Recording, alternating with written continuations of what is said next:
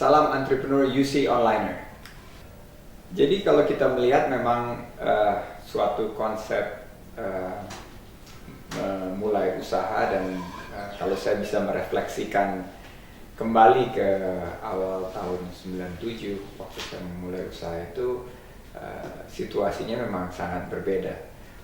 Startup yang saya lakukan itu bukan karena peluang tapi karena necessity. Saya waktu itu di PHK dari pekerjaan.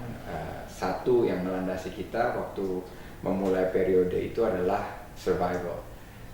Dalam suatu survival, acuan survival itu adalah apa aja kita kerjain, pokoknya dimana kita harus bisa tetap survival. Ibarat kita kecemplung ke air, kita harus pakai gaya apapun untuk supaya ngapung. Nah, kalau kita berbicara mengenai scale up, ini betul-betul adalah a different ball game altogether.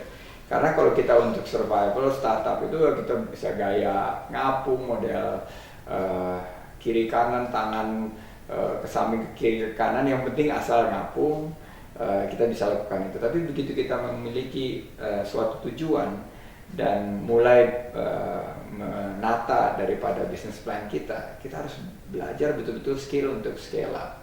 Bagaimana kita belajar berenang, gaya bebas, gaya dada, bagaimana kita teknik pernafasan, bagaimana kita bisa membaca arus, bagaimana kita bisa mempelajari rhythm sehingga kita bisa mencapai tujuannya itu dengan baik. Nah, dengan perusahaan juga sama, scale up itu sangat-sangat penting, terutama kalau kita melihat banyak sekali teman-teman di UKM itu, kalau dilihat kita kan sekarang punya 55 juta lebih pelaku usaha mikro, kecil, menengah, dan 99% itu adalah usaha mikro. Kalau kita datang, saya kebetulan waktu itu SMA di Jakarta Selatan, melihat usaha mikro yang di sekitar sekolah saya itu 10 tahun setelah itu, 20 tahun setelah itu, 30 tahun setelah itu, begitu saya kembali, pelakunya masih sama, berjalan di tempat. Kenapa? Karena mereka kembali hanya berkutat pada suatu survival skill ability saja. Mereka belum memikirkan bagaimana untuk scale up. Nah, kalau saya tanya ke mereka, Pak, kenapa masih berjualan 9 to 5 atau jam 9 sampai jam 5?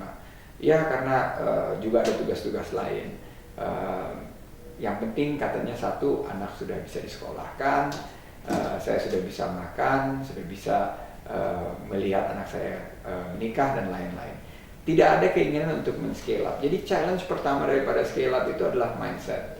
Bahwa kita sebagai entrepreneur itu bukan hanya berjalan di tempat, tapi kita harus terus bertumbuh. Tantangan kita sebagai entrepreneur setelah melakukan startup adalah mengembangkan usaha kita. Bagaimana kita bisa menciptakan lapangan kerja, bagaimana kita scale up our business sehingga dampaknya kepada society itu jauh lebih besar. Ini yang menjadi tantangan buat kita. Teman-teman itu setelah kita coba challenge mindsetnya, kita ubah scale up. Challenge kedua adalah comfort zone.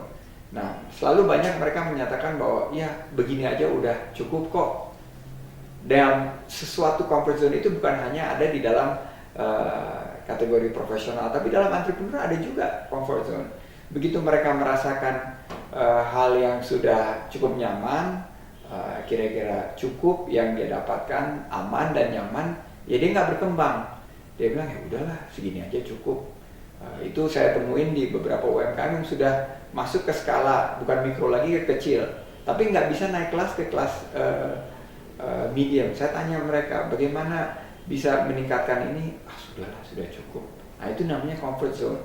Ini yang perlu kita, sekali lagi tantangan kedua, mindsetnya kita ubah, bahwa bagaimana mereka meningkatkan usaha mereka dengan tentunya kunci pertama adalah terus meningkatkan keinginan mereka untuk growing.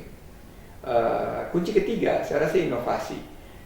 Scaling up itu tanpa inovasi itu nggak akan mungkin bisa berjalan lancar, dan perusahaan yang mencoba scale up tanpa inovasi dia pasti tidak akan bisa berdaya saing.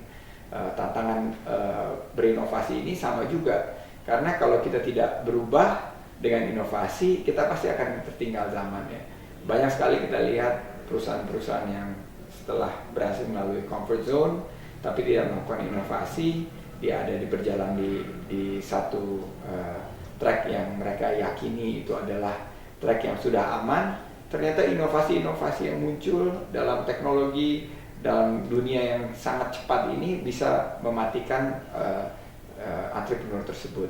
Jadi inovasi itu harus menjadi bagian dari setiap tarikan nafas kita, bagaimana kita leverage daripada bisnis yang sudah kita kelola, dan bagaimana caranya kita mendorong terus supaya inovasi ini menjadi suatu solusi bagi bukan hanya kita sebagai entrepreneur meningkatkan usaha dan lainnya, tapi sebagai bisnis dan pada ujungnya meningkatkan daya saing bangsa. Sampai jumpa, UC Onliner, salam entrepreneur.